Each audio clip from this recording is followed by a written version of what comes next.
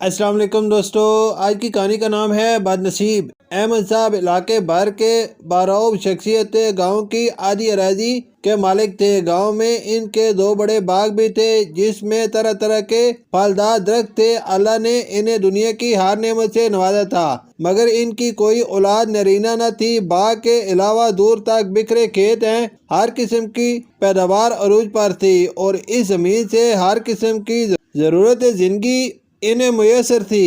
اس زمانے میں انگریزوں کا راج تھا، لیکن مسلمان اور خاص کر گاؤں میں انگریزی پڑھنا پسند نہیں کرتے تھے۔ عورتوں کو تو پڑھانے کا رواج ہی نہیں تھا، انہیں صرف ناظرہ قرآن اور نماز کی تعلیم دی جاتی تھی۔ گاؤں اچھا خاصا بڑا تھا، لیکن نہ تو وہاں لڑکوں کے لیے کوئی اسکول تھا اور نہ شفا خانہ۔ بہت حالت خراب ہوتی تو پھر بھی عورتوں کو علاج کے لیے شہر نہیں لے جایا جاتا تھا، کیونکہ نہ تو سڑک تھی نہ ٹرانسپورٹ کا کچھ انتظام تھا۔ بیل گاڑی پر سفر بہت لمبا ہو جاتا ہے اور مریض راستے میں ہی دم توڑ دیتا۔ احمد صاحب اس گاؤں میں اہل و عیال کے ساتھ رہتے تھے۔ گاؤں کی آدھی سے زیادہ زمینیں ان کی تھی۔ ان کی اولاد میں صرف لڑکیاں ہی لڑکیاں تھیں۔ ان کی 6 بیٹیاں پیدا ہوئیں، لیکن 2 3 سال کی ہو کر وفات پا گئیں۔ اب صرف 2 بیٹیاں بچی تھی، ایک 15 سال کی اور دوسری 9 سال کی۔ انہوں نے بھی اپنی لڑکیوں کو صرف گھرداری کی تعلیم دلوائی تھی۔ ان کے خیال میں لڑکیوں کو پڑھانا کوئی مناسب بات نہیں تھی۔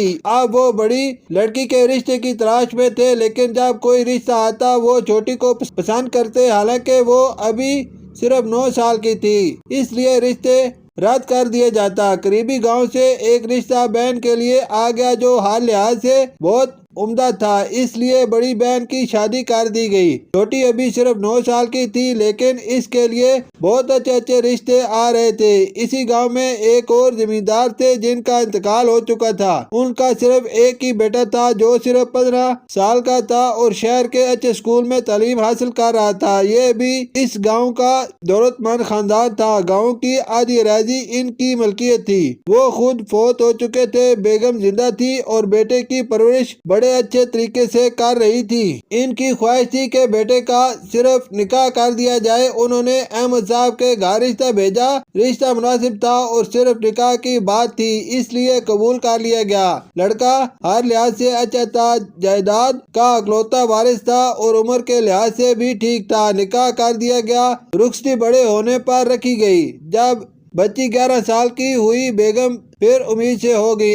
ابھی ولادت میں کچھ دن باقی تھے کہ ایک بڑا حادثہ ہو گیا۔ ان کی دوسری بیٹی جو ابھی 11 سال کی تھی، اس کا شوہر جو شہر میں پڑھتا تھا، اچانک سخت بیمار ہو گیا اور اس بیماری میں اس کا انتقال ہو گیا۔ دونوں خاندانوں میں تہلکہ مچ گیا۔ لڑکے کی ماں اس صدمے کو برداشت نہ کر سکی اور وہ اس جہاں فانی سے کوچ کر گئیں۔ اس اچانک حادثے میں بچی کی ماں نے ایک بیٹی کو جنم دیا۔ گھر میں ہاہاکار مچی ہوئی۔ بڑی بیٹی نے جو اس وقت تک 2 بچوں کی ماں بن چکی تھی، گھر کو کسی طرح سنبھالا۔ پورے خاندان کو یہ صدمہ تھا کہ اتنی چھوٹی بچی پوری زندگی کیسے گزارے گی، کیونکہ ان کے خاندان میں دوسری شادی معیوب سمجھی جاتی تھی۔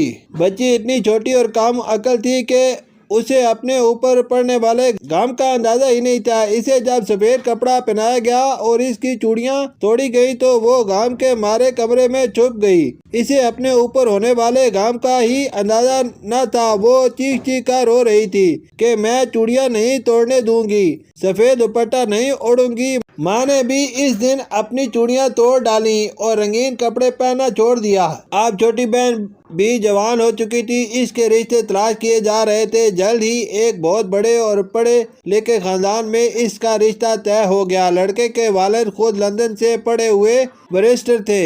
انہوں نے اپنے بیٹوں کو بھی بہت اچھی اور اعلیٰ تعلیم دلوائی تھی۔ جس لڑکے سے اس کی چھوٹی بیٹی کا رشتہ طے ہوا وہ خود گورنمنٹ کے اعلیٰ عہدے پر فائز تھا۔ احمد جب تک زندہ رہے اسے اپنی بہن کے گھر بھی نہیں جانے دیا۔ وہ ہمیشہ گاؤں میں ہی رہی۔ ان کے انتقال کے بعد چھوٹی بہن انہیں اپنے ساتھ لے گئی۔ اب وہ اپنی چھوٹی بہن کے بچوں کو پال رہی تھی۔ شاید یہی ان کا نصیب تھا۔ دولت تو ان کے پاس بہت تھی، لیکن شادی شدہ زندگی کی خوشیاں انہیں کبھی نصیب نہ ہو سکی۔ بہن کا شوہر اور ان کے بچے بچیوں نے انہیں ہمیشہ بہت عزت دی، ماں سے زیادہ ان سے پیار کرتے اور انہیں ہی امی کہتے۔ تقریباً 90 سال کی عمر میں ان کا انتقال 1975 میں ہوا اور وہ بہن کے گھر سے ہی اپنے ابدی گھر کو روانہ ہوئی۔ اللہ انہیں اپنے جوار رحمت میں بہترین اور اعلیٰ درجہ عطا فرمائے، آمین۔ شکریہ۔